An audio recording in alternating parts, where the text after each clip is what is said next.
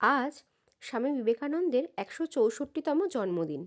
এই ছবিটি এঁকেছে আমার ভাইঝি। এই ছবিটি দিয়েই আজকের ব্লগটি শুরু করলাম। সকালে আমাদের হরিহরপুর গ্রাম পঞ্চায়েত থেকে স্বামীজির জন্মদিন উপলক্ষে একটি পদযাত্রার আয়োজন করা হয়েছিল। সেই পদযাত্রায় ছোট ছোট বাচ্চারা স্বামীজির ছবি হাতে নিয়ে সামিলও হয়েছিল। কিছু মহিলাকে দেখলাম গাড়িতে করে গান করতে করতে যাচ্ছিলেন। পাড়ার মোড়ে মোড়ে ছোট ছোট বাচ্চারা নাচও করেছে। আজ সকালটা বেশ ভালোই কেটেছে। তারপর আমরা রেডি হয়ে চলে গিয়েছিলাম আমার ছেলের স্কুলে। যেহেতু আমার ছেলে বিবেকানন্দ মিশন স্কুলে পড়ে, সেই জন্য আজকের দিনটি খুব বড় করেই ওদের স্কুলে পালন করা হয়। পুজো হয়, আরতি হয়, হোম হয়, ভোগ খাওয়ানো হয়। ঠিক যেমনটা আমরা ছোটবেলায় আমাদের স্কুলে দেখে এসেছিলাম, সরস্বতী পুজোর দিন ভোগ খাওয়ানো হয়, বড় করে পুজো হয়, ঠিক তেমনই আজকের দিনে আমার ছেলেদের স্কুলে হয়। হ্যাঁ, সরস্বতী পুজোও হয়, কিন্তু আজকের দিনটি অনেক বড় করে পালন করা হয়। আমার তো খুবই ভালো লাগে। দেখুন মন্দিরটি কি সুন্দর করে সাজানো হয়েছে। স্বামীজি, রামকৃষ্ণদেব, মা শারদার ছবিও রাখা আছে। আমরা যখন গিয়েছিলাম তখন প্রায় পুজো শেষই হয়ে এসেছিল। এই যে কালচার, এই যে সংস্কৃতি আমাদের জীবন থেকে তো হারিয়ে যাচ্ছে বলুন। কিন্তু আমার ছেলেদের স্কুলে সিবিএসসি বোর্ড হলেও কি হবে, এই সব কিছু কিন্তু ওদের স্কুলে আছে। এই সংস্কৃতি, এই কালচার, এই দিনের কি মাহাত্ম্য, সবটাই ওনারা বাচ্চাদেরকে বুঝিয়ে থাকেন। দেখুন সিস্টার নিজেই কিন্তু আরতির যে তাপ হয় সেটা আমাদেরকে দিয়ে যাচ্ছেন। সত্যি দেখেও খুব ভালো লাগছে।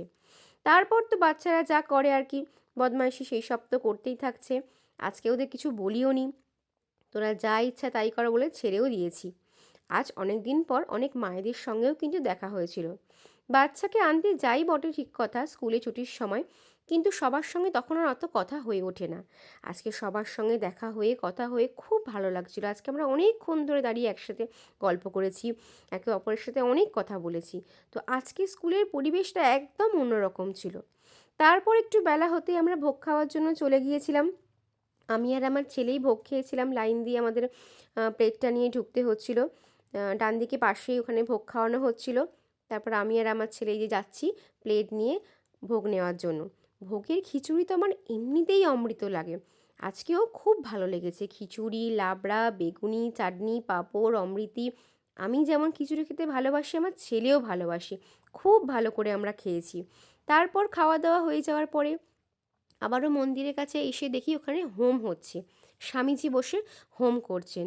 সত্যি মানে দেখার মতো আজকের অনুষ্ঠানটা ছিল। স্বামীজির জন্মদিনে যে এত ভালো করে এনারা পালন করেন, খুব ভালো লাগে দেখে। দেখুন সিস্টাররা একই কালারের সবাই শাড়ি পরে বসেছেন। আজকে স্কুলের পরিবেশটা একদম অন্যরকম ছিল। আমার তো ভীষণ ভালো লাগছিল। শুধু আমার কেন, অনেকেরই ভালো লেগেছে। খুব ভালো লেগেছে। প্রতি বছরই ওদের স্কুলে এই দিনটি এমনভাবেই পালন করা হয়। তো আমার ভিডিওগুলো কেমন লাগছে অবশ্যই জানাবেন। নেক্সট দেখা হচ্ছে আবারও কোনো ব্লগে। আজকের মতো এই পর্যন্তই। ভালো থাকবেন, সুস্থ থাকবেন। ধন্যবাদ।